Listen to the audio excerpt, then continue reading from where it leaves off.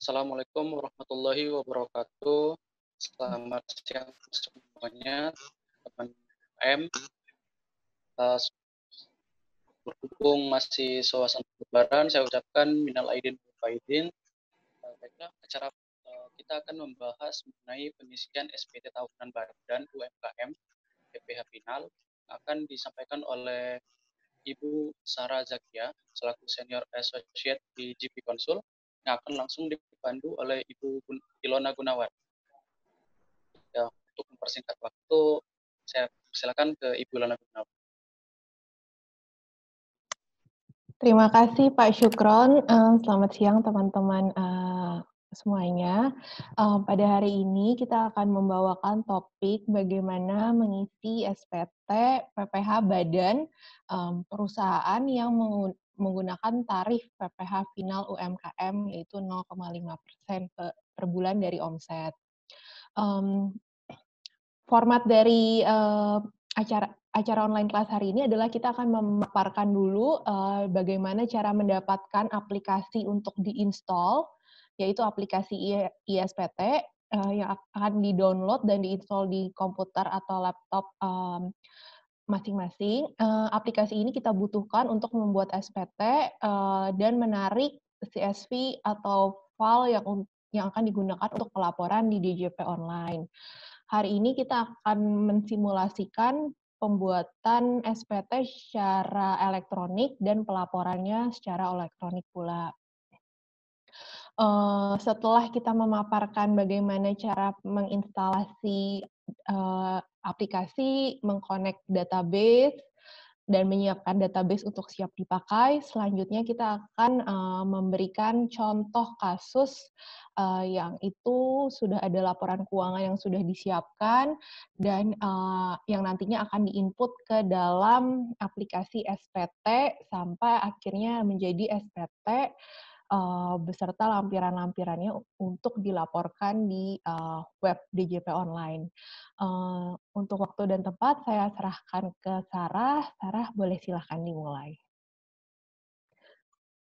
Terima kasih Pak Syukron dan Bu Ilona. Selamat siang teman-teman. Baiklah, kita mulai dulu. Saya akan share screen untuk beberapa materi yang perlu disiapkan sebelum kita mengisi aplikasi SPT tahunan badan. Oke. Di sini sebelum pengisian SPT tahunan badan itu, kita memerlukan aplikasi SPT tahunan badan. Di mana sih kita bisa dapetin aplikasi SPT tahunan badan? Nah, di sini ada website dari pajak.go.id. Di sini ada /index, ini bisa diklik aja, nanti tinggal download aplikasinya hingga selesai. Ini udah full page, jadi tinggal download aja, terus nanti tinggal install. Cara installnya gimana? Cara installnya ini, setelah download, kita buka dulu untuk yang tadi kita download, terus ada isinya tuh seperti ini. SPT badan, terus page 1, page 2, page 3. Nah, ini cara installnya ada di sini. Ini bisa diklik juga untuk dibaca, untuk petunjuknya. Jadi, install dulu yang pertama, setelah itu kedua, dan kemudian ketiga. Lakukan hingga prosesnya selesai. Terus kalau udah selesai, nah, kita harus ingat, kita nyimpennya tuh di mana untuk instalan SPT tahunan badannya. Untuk SPT-nya ini biasanya pada umumnya sih diinstal di program C, file X, terus di DJP atau /ISPT 1770/2010. Ini tergantung masing-masing penginstalnya sih untuk laptopnya. Jadi tergantung mau disimpan di mana, cuman secara umum instalan aplikasi akan tersimpan di program C. Terus kemudian ini folder yang isinya sudah diinstal, ada database, help file, terus ada kunci access point, ini ada compact database, dan ini aplikasinya. Terus kemudian setelah install SPT, kita membutuhkan database. Nah, database ini untuk digunakan untuk membuat SPT tahunan badan. Terus kemudian cara dapetin database-nya gimana sih? Nah, di sini kan tadi ada folder database. Folder database ini isinya seperti ini. Ini adalah database kosong. Kalau belum punya database untuk buat SPT, kita ambil dulu nih database yang kosong ini, kemudian kita pindahin ke folder yang lain, jangan disatuin di dalam sini.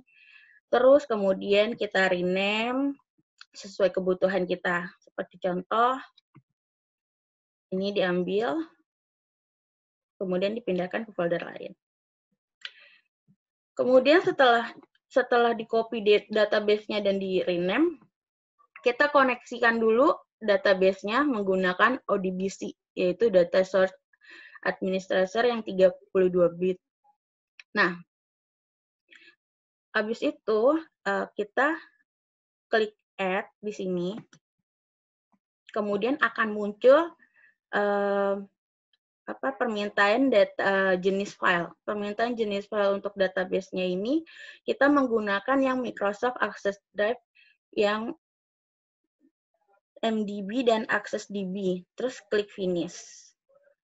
Selanjutnya akan muncul lagi pop-up baru. Nah, ini kita klik database, terus pilih select, terus kemudian pilih select database. Ini kita pilih database yang kosong tadi, supaya kita koneksikan ke aplikasi SPT-nya. Kemudian klik OK, selesai, terus kemudian setelah klik OCDB tadi, setelah sudah selesai semuanya di OCDB, kita bisa close. Kemudian, cara kita tahu untuk koneksi kita berhasil nggak untuk database-nya di aplikasi SPT itu, kita buka dulu SPT yang tadi kita udah install. Kemudian kita cek connect to database. Nah, connect to database itu dicek nih database yang tadi kita masukin lewat ODBC yang kita koneksikan dari ODBC, ada nggak ya di database di aplikasi SPT tahunan ini? Nah, tadi kan kita koneksiin database kosong ini, terus kita rename. Nah, saya rename ini sebagai contohnya yang Smesco. Terus di sini berarti udah muncul nih, oh berarti database yang kosong tadi udah terkoneksi ke aplikasi SPT tahunan badan. Kalau misalkan belum kebaca di sini, bisa diulangi lagi step yang sebelumnya untuk dari ODBC untuk koneksi ke aplikasi. Terus kemudian setelah koneksi database, kita pilih yang Smesco tadi, database ini, terus akan disuruh isian NPWP. Nah, ini adalah profil wajib pajak. Kalau untuk database kosong, pasti kita akan disuruh melengkapi profil wajib pajak yang kosong ini. Jadi, kita isi dengan NPWP pajak. Ini sesuai dengan SKT yang diberikan dari kantor pajak ya. Terus namanya, di sini ada. Nah, di sini nanti otomatis akan keluar KPP mana aja. Terus jenis usahanya juga dilihat di SKT-nya. Kemudian ada tahun bukunya, dari kita ambil contoh Januari 2019 sampai Desember 2019. Terus kemudian setelah selesai di sini klik simpan. Kemudian akan disuruh login pada SPT, aplikasi SPT. Untuk login detailnya itu secara umum itu administrator untuk username-nya, untuk password-nya itu 123. Terus klik OK. Oke, kemudian untuk setelah kita login, kita sudah siap untuk menggunakan SPT tahunan badannya. Saya akan share screen untuk SPT-nya, aplikasinya. Nah, ini adalah tampilan yang tadi setelah kita login. Setelah kita login ini, terus kemudian untuk kertas kerjanya, saya akan share di sini Excel untuk laporan keuangan. Nah, di sini ini udah ada laporan keuangan dari salah satu perusahaan PT XYZ dengan salah satu contohnya pada tahun Desember tahun 2019. Sini ada neraca saldo, terus di sini ada laporan laba rugi. Nah, di sini ada hitungan untuk PPh 29-nya, perhitungan 25-nya, kemudian untuk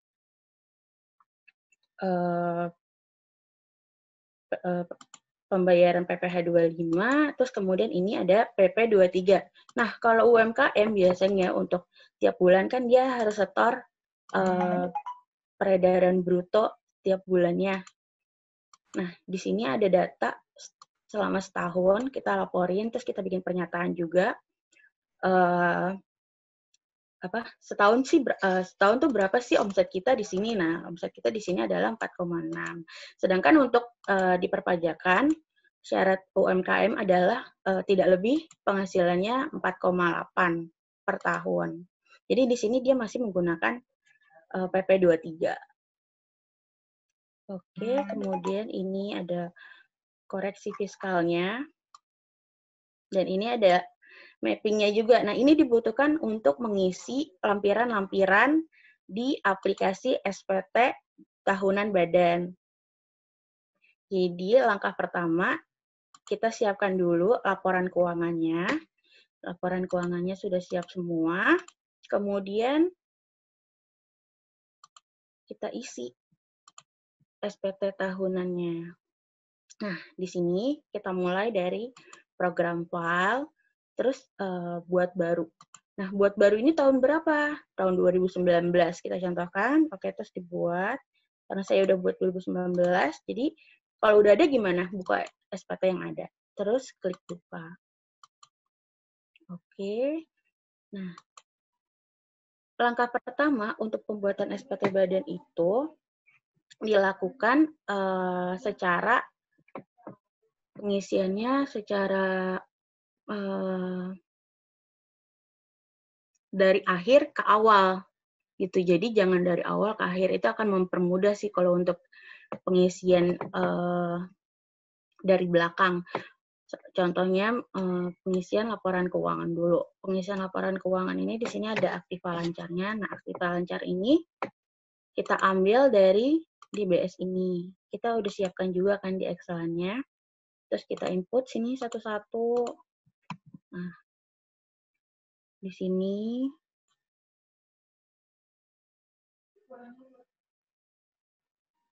oke. Ini adalah untuk pengisian laporan keuangan. Nah, laporan keuangan ini diisi dari tadi yang kolom sheet BS ini. Neraca saldo ini kita pindahkan ke aplikasi ini. Kita isi semua, terus kewajibannya juga, kemudian laba ruginya, terus kemudian ini kalau ada hubungan istimewa boleh diisi, kalau nggak ada dikosongkan saja. Setelah selesai kita simpan. Jangan lupa disimpan. Kalau tidak disimpan nanti tidak akan update ininya datanya. Terus kalau udah selesai jangan lupa dicetak untuk arsip kita seperti ini. Di sini tampilan untuk pengisian laporan keuangannya. Terus kemudian kita isi lagi untuk dari belakang itu lampiran khusus. Di sini ada, kalau ada daftar cabang utama perusahaan, boleh diisi. Tapi kalau nggak ada, nggak apa-apa. Kosongkan aja. Terus kemudian di sini daftar penyusutan dan amortisasi. Nah, ini untuk aset-aset perusahaan itu, kita punya asetnya ini ada beberapa aset, itu ada 1, 2, 3, ada 11. Ini kita bisa input manual. Atau bisa juga dengan format import. Kalau untuk input manual seperti ini. Klik baru, terus jenis harta. Nah, jenis hartanya itu apa untuk asetnya? Misal harta berwujud. Terus untuk pengelompokan hartanya, itu ada kelompok 1, kelompok 2, kelompok 3, dan kelompok 4. Tergantung jenis hartanya itu sudah diatur untuk jenis hartanya, terus kemudian ini jenis usahanya untuk apa, kemudian nama hartanya. Nah, ini nama harta ini bisa diubah di sini. Klik tanda 3 titik ini, terus kemudian kita bisa bikin baru, atau kita bisa ubah, bisa bikin baru. Jadi hartanya, misal namanya sepeda motor, terus kita simpan. Nah, di sini sepeda motor kita pilih.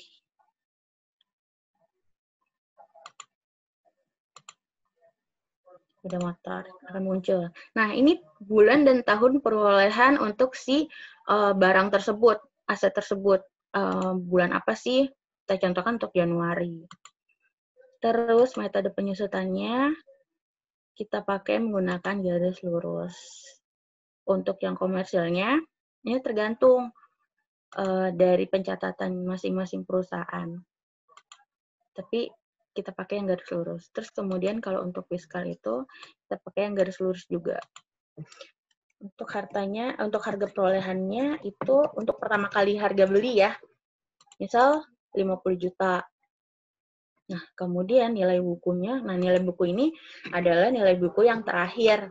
Jadi kalau misalkan dia baru beli Januari 2019, kan belum ada nilai buku yang terakhirnya. Berarti masih pakai untuk nilai harga perolehan. Terus ini adalah penyusutan selama setahun. Jadi langsung dihitung otomatis sama dia. Nah, catatan kalau misalkan ada lebih spesifik, detailnya, misal nomor platnya atau apa gitu, itu boleh diisi juga. B123C. Udah dia disimpan gitu. Ini untuk pengisian aset harta perusahaan. Kalau udah, boleh dicetak juga seperti ini. Nah, di sini ini adalah hasil tadi yang kita input satu-satu. Kalau sudah dicetak, terus disimpan di folder masing-masing. Nah, di sini ada jumlah penyusutan fiskal. Nah, kalau penyusutan fiskalnya itu kan untuk UMKM kan adalah final semua. Jadi kita masukin untuk komersial dan finalnya itu sama. Jadi di sini adalah penyusutannya 0. Terus ketika udah semua, kita tutup. Kemudian lanjut lagi untuk lampiran kayak penyataan transaksi dalam hubungan istimewa. Nah, kalau ada hubungan istimewa dengan perusahaan lain atau dengan direktur yang berhubungan dengan perusahaan kita, penjualannya, ini bisa diisikan. Kemudian kalau misalkan ada fasilitas modal, juga ini bisa diisikan. Terus penghitungan kompensasi kerugian. Kalau tahun lalu dia rugi, ini bisa dikompensasikan untuk tahun depan. Tapi kalau dia baru berdiri, tidak ada untuk kompensasi sebelumnya. Jadi close aja, kalau ada tinggal diisi. Terus kredit pajak luar negeri kalau ada. Ini ada yang dua-dua. Nah, ini bisa diisi kalau ada. Kalau tidak ada, di skip aja. Kemudian lanjut lagi ke lampiran. Nah, lampiran juga kita isinya dari belakang. Pertama itu dari lampiran 6.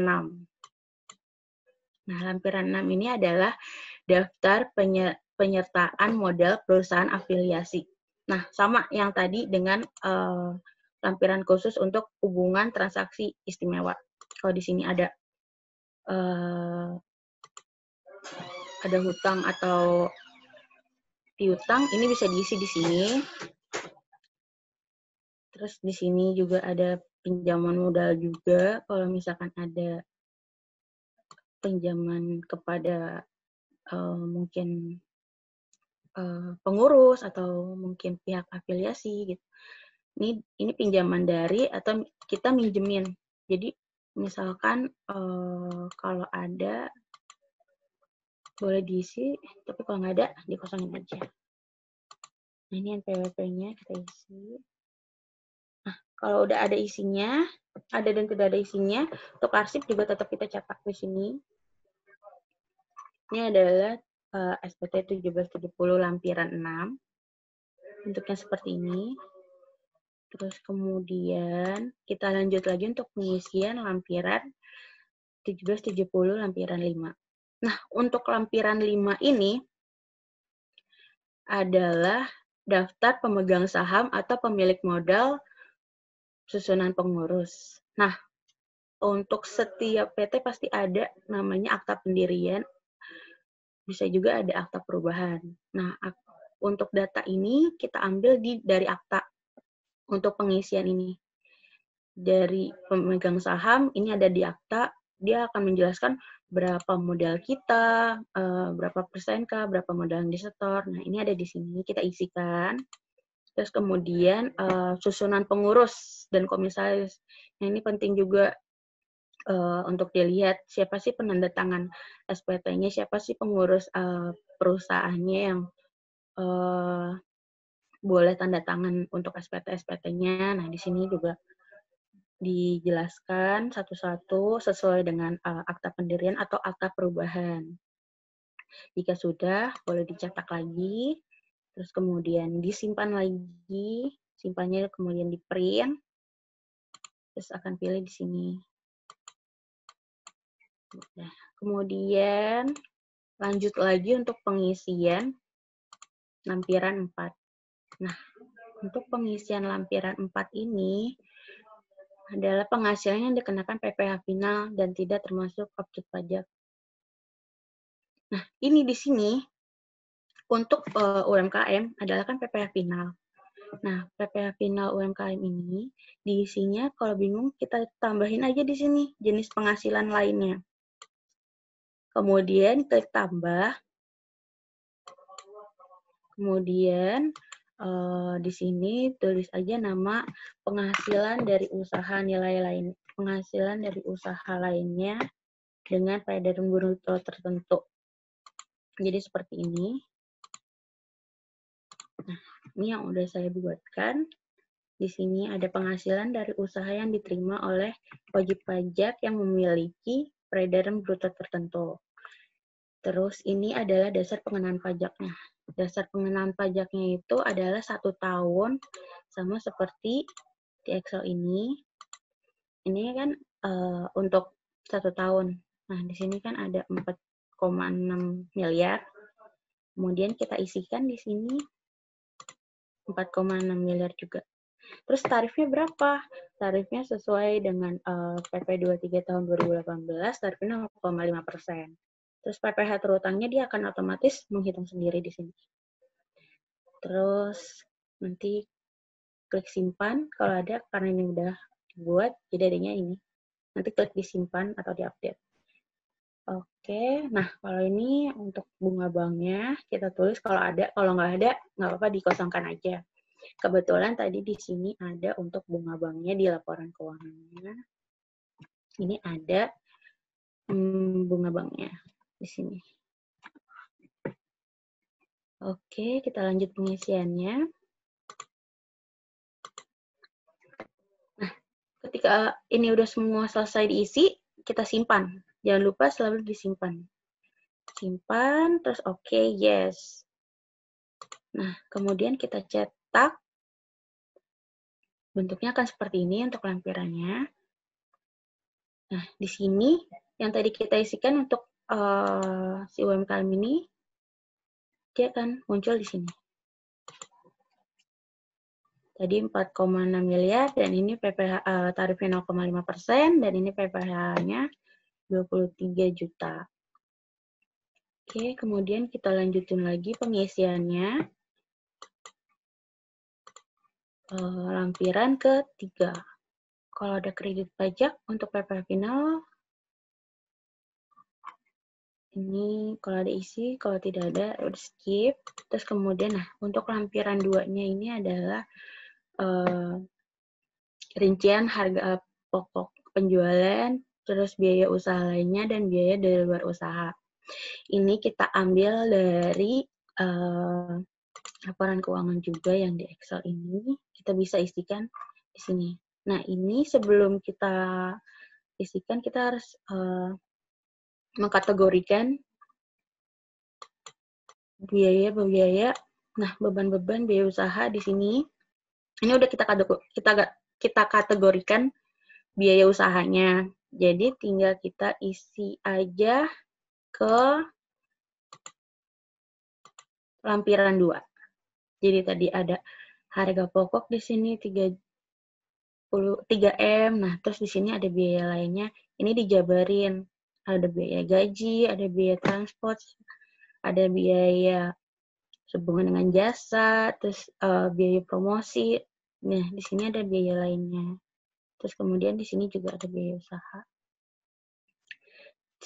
Di sini lengkap, udah sesuai dengan laporan keuangannya, mappingnya. Sini udah sama semuanya. Kemudian ini sama semua. Lalu kita lanjutkan pengisiannya, terus disimpan. Kemudian dicetak lagi, terus disimpan lagi di folder lainnya. Close lagi, kemudian udah selesai, kita tutup aja. Nah, lanjutin lagi untuk lampiran 1771 lampiran 1. Nah, ini adalah perhitungan penghasilan neto fiskal. Jadi di sini ada 3 tab, 3 halaman. Jadi harus satu-satu isinya. Nah, ini di halaman 1 ini ada neto dalam negeri. Ini sama juga. Ini datanya dari laporan keuangannya juga. Kita isikan.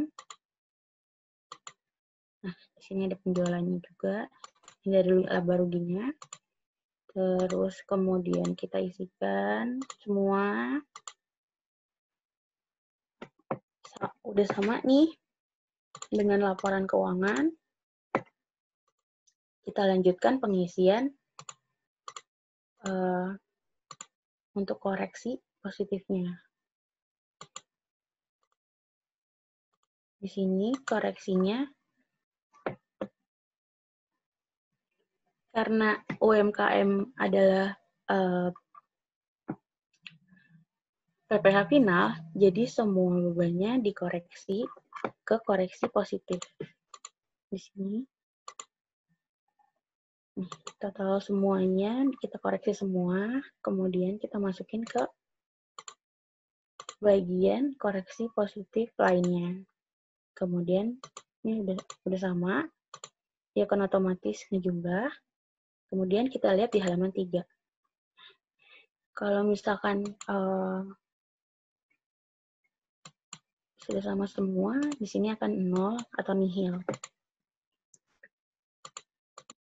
Ini sudah diisi semua, kita klik simpan. Kalau di halaman 1 dia nggak akan ada pilihan untuk disimpan atau di close. Jadi kita harus lanjut sampai ke halaman 3. Kemudian disimpan. Kemudian dicetak lagi. Nah, ini adalah bentuk dari lampiran 1. Lampiran satunya seperti ini. Nah, ini tadi yang koreksi positifnya.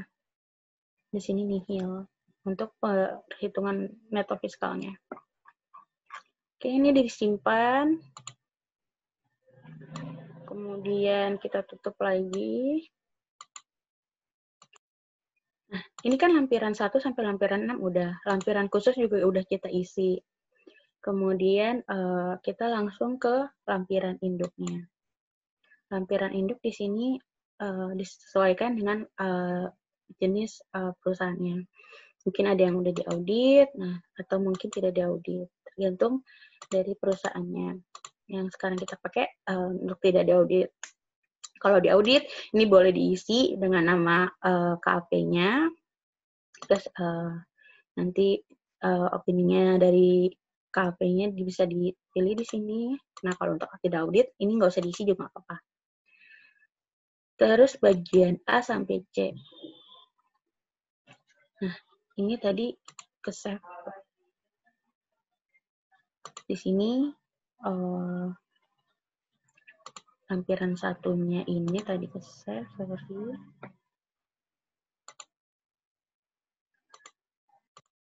Oke. Kemudian ke sini. Nah, di sini kalau nihil tuh pasti isinya 0 untuk UMKM. Kemudian di sini juga untuk PPh 25-nya, kalau misalkan ini nggak ada PPh 25 karena dia menyetorkan PP 23 tiap bulannya. Jadi PPh 25-nya nggak ada, terus 0 di sini. Terus kemudian untuk angsuran PPh 25 jika belum melewati 4,8 dia masih tetap menggunakan tarif UMKM 0,5% untuk tahun selanjutnya. Tapi kalau jika dia sudah melewati 4,8, di sini akan ada perhitungan sendiri PPh 25-nya. Kemudian, nah di sini PPh final yang udah kita setorin 23 juta. Tadi ada di lampiran 4 ya, berarti. Ini kan sama 23 juta, dan sini juga ada 23 juta juga. Dia akan muncul di induknya. Sini. Nah, terus kemudian tadi ada pernyataan hubungan istimewa. Ada nggak tadi kita, perusahaan kita tuh bertransaksi sama pihak-pihak lain yang berhubungan istimewa ini? Kalau nggak ada, klik di sini. Kalau ada, tapi klik di sini. Kan tadi tidak ada, berarti kita lanjutin untuk klik yang tidak ada. Kemudian bagian H-nya ini juga, nah di sini ada, jadi kita laporan keuangan udah diisi, terus kemudian ada transkrip laporan keuangan di sini. Kemudian daftar penyusutan aset ini DEPRE ada di sini, dia akan otomatis kalau keisi, dia akan otomatis kecentang. Kalaupun dibuka pun, dia akan kecentang juga. Nah, ini perhitungan kompensasi fiskal. Ada nggak? Tadi kan nggak ada. Cuman karena kita tadi buka, makanya dia kecentang sendiri. Jadi kita ilangin aja. Ini bisa kok dihilangin. Terus kemudian di sini ada beberapa juga. Nah, ini ada setoran pajak kalau memang ada kurang bayar. Terus kemudian ini ada kredit pajak luar negeri juga tadi kita udah buka. Jadi kita ilangin aja karena nggak ada.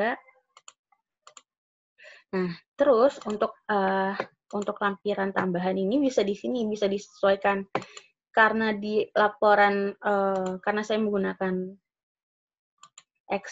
Excel juga untuk lampiran-lampiran lainnya seperti ini. Ini akan saya lampirkan pada pelaporan SPT saya. Di sini juga nih ada lampiran 1 sampai lampiran 6 di sini. Jadi saya akan tambahkan di sini lampiran-lampiran Excel saya. Jadi lampiran 1 sampai lampiran 6. Terus kemudian di sini klik tanggal pelaporannya, ini bisa disesuaikan. Kemudian disimpan, jangan lupa, kemudian dicetak.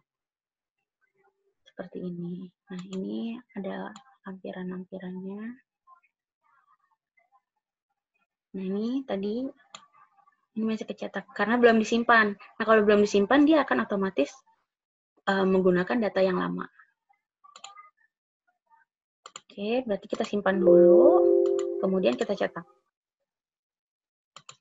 Nah, di sini baca deh, udah nggak baca lagi kan. Terus ini kita simpan. Nah, tadi sesuai kita simpan, nah saya simpannya di sini. Untuk semua lampiran-lampirannya, terus klik ya.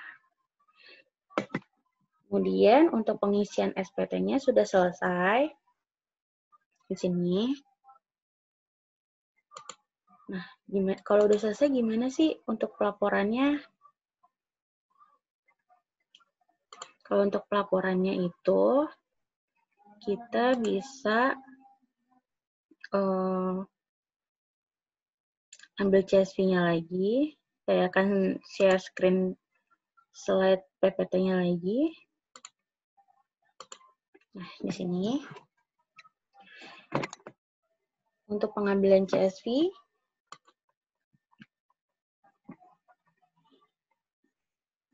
ini udah pengambilan CSV-nya.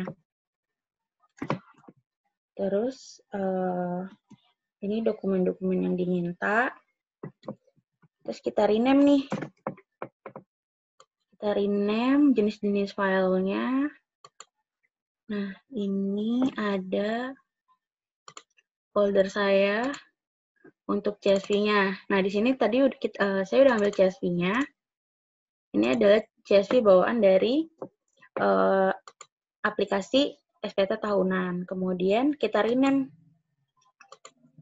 Ini jangan kita rename kalau untuk yang CSV Excel-nya ini jangan kita rename. Tapi untuk lampiran-lampirannya yang tadi dibutuhkan di pelaporan SPT ini. Nah, ini kan kita disuruh ada di sini ada laporan keuangan, terus ada rekap bruto PPh 23, terus di sini ada daftar nominatif, terus di sini ada beberapa file lainnya, dan ini ada dokumen lainnya. Nah, kita ubah sesuai dengan nama yang diminta. Tadi kita ada buka laporan keuangan. Nah, laporan keuangan ini kita ganti di sini, terus kita namain LK, laporan keuangan. Jadi ininya kita copy dari si nama file CSV, kemudian kita tambahkan aja belakangnya sesuai dengan website DJP yang diminta, itu LK itu laporan keuangan. Terus kemudian kita ganti lagi yang untuk dokumen lainnya, ini jadi DL. Nah, ini udah siap untuk pelaporan SPT tahunannya. Kemudian setelah kita udah siap untuk pelaporan SPT tahunan, ini kita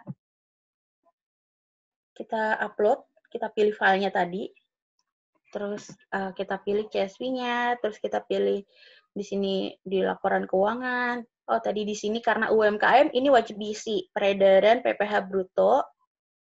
Ini yang sudah ditandatangan, ini dipilih juga filenya RK. Oke, kita bikin untuk ininya RK, terus kemudian DL, tadi kita juga udah bikin jenis file DL. Nah, kemudian semua jenis filenya kita pilih, terus kita upload, kita pilih start upload. Kemudian di sini setelah start upload, ini akan muncul kode verifikasi seperti pelaporan SPT menggunakan e-filing. Terus kemudian di sini kita minta kode verifikasinya.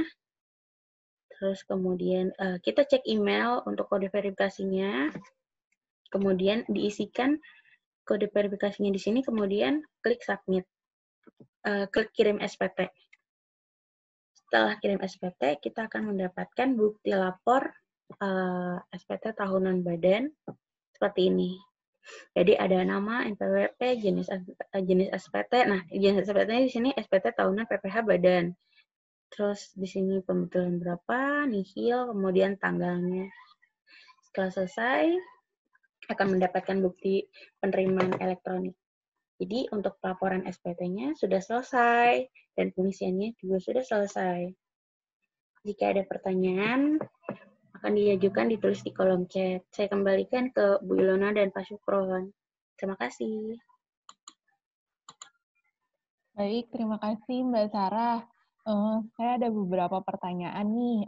Kalau seandainya kita itu mau melakukan SPT pembetulan, apakah mekanismenya sama gitu ya? Jadi di ISPT itu nanti apakah kita harus ke menu khusus untuk melakukan SPT pembetulan? Kalau SPT pembetulan, menu khususnya sih tidak ada. Tadi akan saya share screen lagi ya. Oke.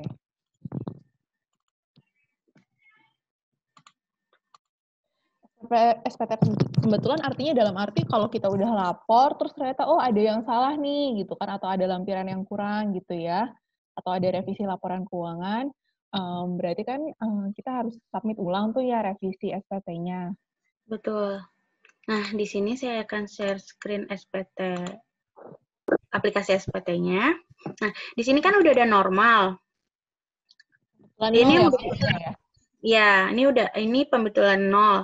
Nah, di sini normal, pembetulan 0. Kalau misalkan mau buat pembetulan 1, ini buka. Nah, nanti ada akan pilihan di sini mau bikin pembetulan atau mau diedit kembali yang normalnya. Nah, kita kan tadi udah lapor, karena udah lapor, jadi kita buat pembetulan di sini. Terus klik OK. Udah, nanti kita isikan pembetulan seperti tahap yang normal tadi aja. Cuman di sininya nanti di SPT-nya akan ada muncul di sini SPT pembetulan ke-1.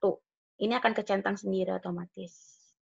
Oke, kalau SPT pembetulan apakah kita harus input ulang lagi semua angka-angkanya atau dia sudah akan ngebawa angkanya dari yang versi normal sebelumnya itu? Angkanya sudah ada. Jadi nanti tinggal di edit aja mana yang salah, mana yang benar. Nah, ini untuk pembetulan. Ini di sini ada kelihatan di sini pembetulan 1. Jadi nanti kalau misalkan ada yang salah, wah ternyata salah HPP nih, nanti tinggal diedit aja di sini terus disimpan lagi kemudian dicetak lagi. Seperti itu. Oke. Terus saya mau nanya juga, ini berarti kan kalau PPh final UMKM itu tidak ada pembayaran pajak lagi ya pada saat SPT tahunan ya, karena semuanya sudah dibayarkan per bulan berdasarkan omset. Begitu ya? Iya, betul. Jadi pada saat kewajiban SPT tahunan hanya tinggal membuat SPT aja, dan tidak perlu ada pembayaran pajak apa-apa lagi. Iya, betul. Oke. Karena tiap bulan kita udah pembayaran pajak juga, PP23. Oke. Untuk menu pembayaran pajaknya sudah kita bawakan ya minggu lalu ya untuk Bapak Ibu yang mungkin belum minggu lalu tidak ikutan, bisa ke YouTube-nya Smesco Indonesia. Di situ kita sudah membahas bagaimana cara membuat ID billing, terutama untuk ID billing PPh final, pasal PPh final UMKM yang itu berdasarkan 0,5% dari omset bulanan. Oke. Mungkin saya kembalikan ke Mas Syukron untuk membantu membacakan pertanyaan dari teman-teman yang sudah masuk. Nanti saya atau Sarah akan berusaha untuk menjawab pertanyaannya. Silakan Pak Syukron. Ya, baik, terima kasih Bu Ilona dan Sarah. Bagi teman-teman yang ingin bertanya, silakan itu diketik di kolom chat kita akan bacakan. Ini ada pertanyaan ini saya langsung bacakan saja, ini dari Bapak Indra Adi Wibowo. Pertanyaannya, untuk WP badan yang tidak menggunakan PPh final, apakah pelaporannya juga pakai aplikasi yang sama?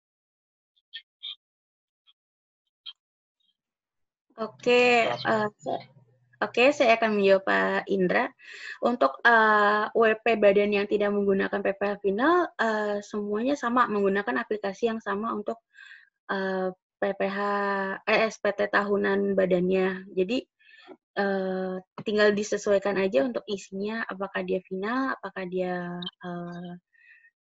tidak final, tetap menggunakan SPT yang sama. Seperti itu Pak Indra. Yang berbeda mungkin hanya di koreksi fiskalnya itu ya, Mbak Sarah ya? Pengisiannya, iya pengisian untuk koreksi fiskalnya pasti berbeda.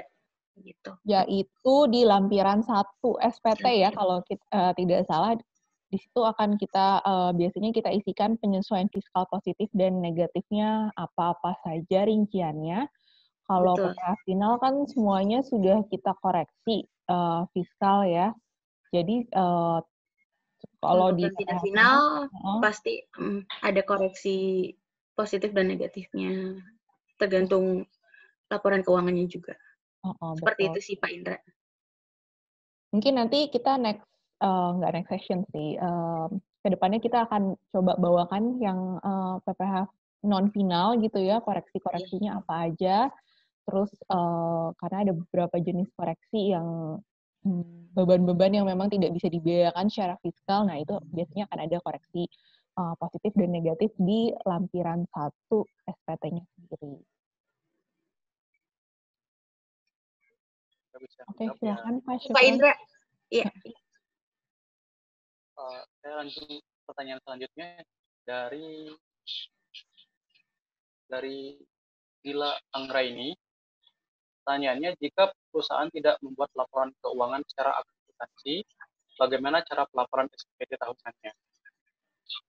Oke, saya coba jawab ya. Jadi memang untuk yang UMKM itu atau omset di bawah 4,8 miliar itu tidak diwajibkan untuk pembukuan, bisa memilih menggunakan pencatatan, yaitu pencatatan omset bulanan. Gitu.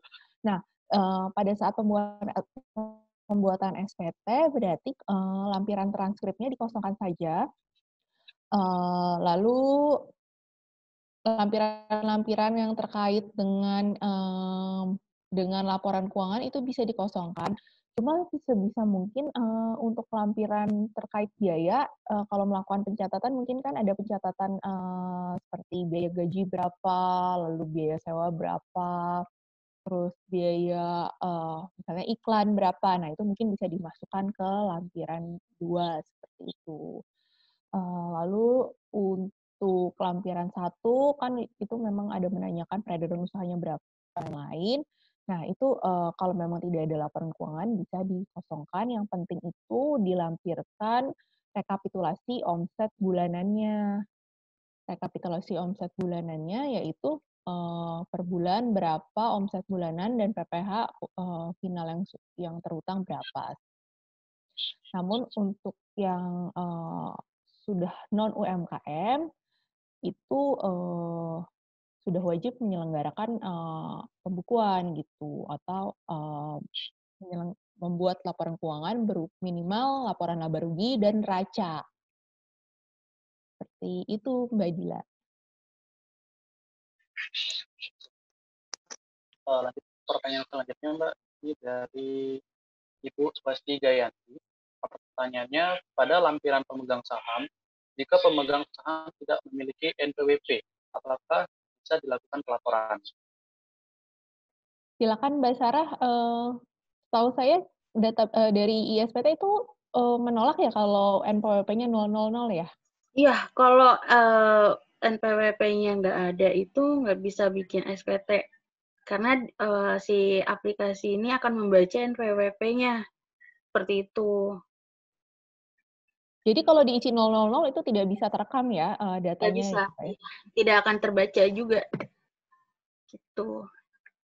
Mbak Swasti. Oke, boleh ke pertanyaan. Iya, untuk pengurus biasanya memang diwajibkan memiliki NPWP ya. Karena kalau tidak itu biasanya dikecualikan misalnya pemegang sahamnya itu asing. Kalau asing tidak memiliki NPWP, biasanya kita buatkan surat lagi lampiran bahwa menyatakan bahwa pemegang saham ini adalah warga negara asing atau perusahaan asing, dengan demikian tidak memiliki NPWP. Tidak memiliki NPWP nggak bisa dilakukan pelaporan. Iya, kalau untuk asing kita nol-nolin terus kita bikin surat pernyataan, gitu sih. Tapi kalau untuk penandatangan harus memiliki NPWP. Oke, jadi kalau penandatangan harus memiliki NPWP ya, berarti minimal harus ada pengurus tuh yang memiliki NPWP satu ya. Baik. Boleh lanjut ke pertanyaan berikutnya, Mas Syukron. Pertanyaan selanjutnya dari Ibu Nikita Mutia. Pertanyaannya, setiap bulannya saya selalu membayar PP 23 final melalui website swasta online pajak. Dan setiap bulannya saya dapat nomor NTPN. Apakah saya harus lapor di SPT final lagi atau tidak? Terima kasih. Gimana nih Mbak Sarah? Oke, seperti yang sebelumnya ya, kemarin juga udah dijelaskan minggu lalu, Untuk bayar PP23 itu kita tidak usah lapor tiap bulannya untuk final, karena kan si NTPN ini udah menunjukkan kalau kita tuh udah lapor SPT tiap bulannya. Seperti itu. Jadi dengan membayar itu sudah dianggap melaporkan juga ya untuk Betul. SPT bulanannya, dan pada saat SPT tahunannya pun tidak perlu mencantumkan NTPN-nya ya. Oke. Betul.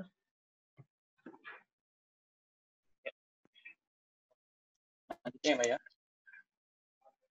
Ini dari Indra Adiwibowo, pertanyaan yang tadi, dia juga mengusulkan yang disampaikan Ibu Lana bisa menjadi materi selanjutnya di penelitian SPT untuk non-PPH. Oke, baik Pak Indra. Mungkin tidak untuk materi selanjutnya, karena minggu depan dan beberapa minggu ke depan itu kita sudah ada topik, yaitu kebetulan ada narasumbernya sendiri, yaitu ahli di bidang keuangan, profesor di bidang keuangan yang akan membawakan tentang bagaimana cara memisahkan keuangan untuk usaha dan pribadi, serta untuk bagaimana menganalisa kesehatan finansial, khususnya bagi para pelaku UMKM. Tapi setelah sesi itu, series itu selesai, nanti kita akan coba bawakan ya untuk pengisian SPT non-PPH final. Untuk minggu depan mungkin kita bahas materi yang lain dulu ya Mbak ya. Betul, minggu depan kita akan bahas terkait lebih ke bagaimana pemisahan laporan keuangan, prinsip-prinsip dasar dari keuangan United States. Mungkin langsung ke pertanyaan selanjutnya, ini dari Ibu Haja Isnawati. Pertanyaannya, siang saya mau bertanya mengenai denda PPH final. Apakah dengan adanya COVID-19 ini ada penghapusan denda atau penundaan bayar? Oke, Bu Hajah Isnawati, bahwa dengan adanya COVID ini kita tahu ada relaksasi pembayaran PPH final UMKM, yaitu dari masa April sampai September 2020, jadi tidak perlu dibayarkan selama 6 bulan itu kalau terutang PPH final. Tapi di luar dari periode itu, apabila ada keterlambatan pembayaran, maka akan tetap dikenakan sanksi bunga, yaitu 2% per bulan dikalikan dari jumlah keterlambatan, sehingga tetap ada dendanya. Mungkin Bu Hajah Isnawati belum mengikuti materi kita sebelumnya ya. Di situ saya ada membahas, Bu, bahwa fasilitas-fasilitas apa aja yang tersedia terkait COVID-19 ini. Salah satunya adalah pembebasan pajak PPH final UMKM dari masa April sampai September 2020. Kalau Ibu belum sempat ikutan, mungkin boleh cek YouTube-nya SMESPO Indonesia. Di situ kita ada upload, Bu, sesi-sesi sebelumnya. Judulnya adalah relaksasi perpajakan terkait pandemi COVID-19. Sudah ada 2 sesi terkait relaksasi tersebut, tapi untuk yang UMKM itu sesi yang relaksasi yang kedua dibawakan di sana, Bu. Ya, kalau Ibu Haja Isnawati ada di grup, nanti saya bisa share link YouTube-nya ya untuk Ibu Haja Isnawati bisa menonton ulang. Ini pertanyaan lagi dari Swasti Gayanti yang bertanya, kalau di akta pendirian ada 10 anggota, tetapi yang memiliki NPWP hanya pengurus saja sebanyak 4 orang. Berarti untuk sahamnya itu diakumulasikan ke pengurus saja atau bagaimana? Oke, untuk di akta ada 10 anggota. Berarti 10-10-nya harus diinput, Bu. Di lampiran 5 tadi. Jadi sesuai dengan akta yang tertulis, jadi 10 anggota itu masing-masing mempunyai saham, jadi sahamnya tetap harus ditulis satu-satu gitu. Kalau memang tidak memiliki NPWP bisa di nol-nolin. Di nol-nolin aja. Belakangnya 001 bisa nggak, Mbak Sarah? Misalnya 0000, tapi digit terakhirnya dibuat 1. di situ akan bisa sih kalau 01, 02, 03 di belakangnya. Untuk Cuman nanti mengakali ya? iya, untuk bisa masuk masing-masing. Jadi kan kalau NPWP-nya nggak ada 0000 aja nggak mungkin untuk SPT 00 aja itu cuma bisa 1 kali, jadi nggak bisa double-double. Jadi benar belakangnya ditambahin 1, 2, 3, 4, 5 sampai 10 sampai 6 orang tadi yang Sampai memiliki 6 orang satu. ya? Iya. Oke. Jadi gitu cara mengakalinya ya kalau tidak mempunyai NPWP bagi pemegang saham, digit terakhirnya diganti 1, 2, 3, 4, 5, 6. Oke. Betul. Seperti itu Bu Swasti.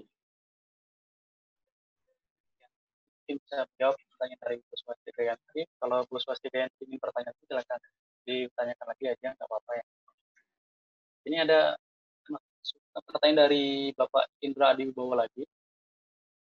Untuk mungkin untuk Mbak Sarah, file Excel yang tadi boleh di-share kah buat contoh?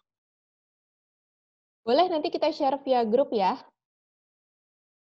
Ya, nanti kita share via grup ya, Mbak. Ya. Mungkin Bapak Indra kalau belum masuk ke grup, bisa masuk ke grup kita.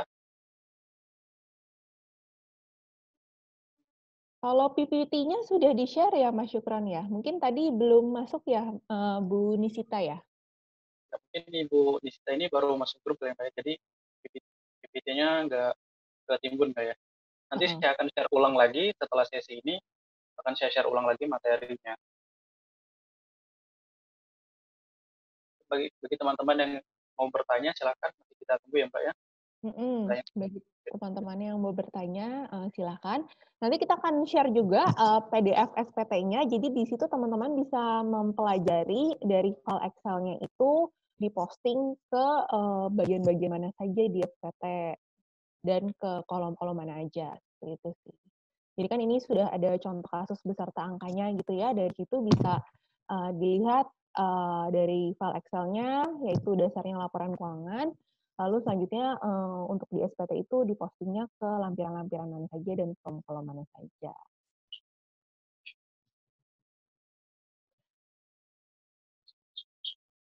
Oke, apakah ada pertanyaan lain? Kalau kita tunggu mungkin 2 menit lagi ya, kalau misalnya Bapak Ibu ada yang masih mau ditanyakan, mungkin bisa di-drop pertanyaannya sekarang. Apabila tidak, maka kita akan mengakhiri sesi online klinik kita hari ini.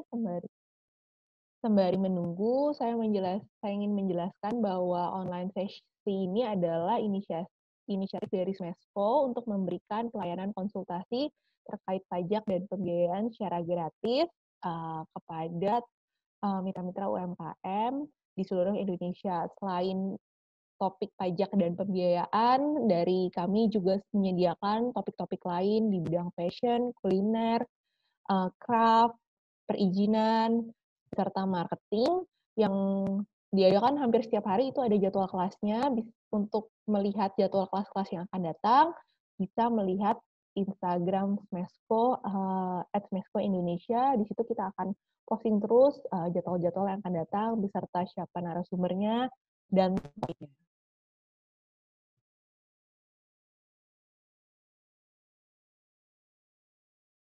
Oke, kita tunggu 1 menit lagi ya. Kalau misalnya tidak ada pertanyaan yang masuk lagi, kita tutup sesi siang hari ini.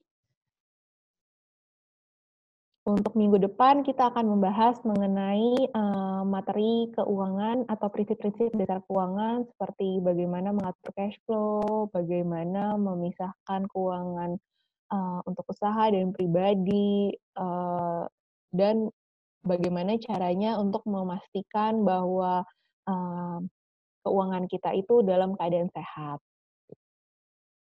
Kebetulan narasumber yang akan kami undang adalah memang pakar di bidang keuangan, seorang profesor di bidang keuangan, beserta salah satu tenaga ahli di Kementerian Koperasi dan UMKM. Baik, kelihatannya tidak ada pertanyaan lagi yang masuk ya, Pak Syukron ya. Tidak ada lagi. Oke, kita tutup aja sesi siang hari ini. Saya bersama Sarah mengucapkan terima kasih banyak kepada Bapak Ibu yang sudah bergabung di online klinik hari ini. Semoga kita bisa berjumpa di sesi-sesi berikutnya dan di lain kesempatan. Selamat siang. Saya kembalikan kepada Pak Syukron. Terima kasih. Terima kasih bagi teman-teman yang sudah menyempatkan untuk bergabung di sesi ini. Kita tunggu untuk bergabung di minggu depan, di hari Jumat, di jam yang sama, jam 2 siang. Kita akan membahas materi-materi yang juga berbeda. Baiklah, terima kasih semuanya. Ibu Ilona, terima kasih. Bu Sarah juga terima kasih. Selamat siang semuanya. Selamat siang.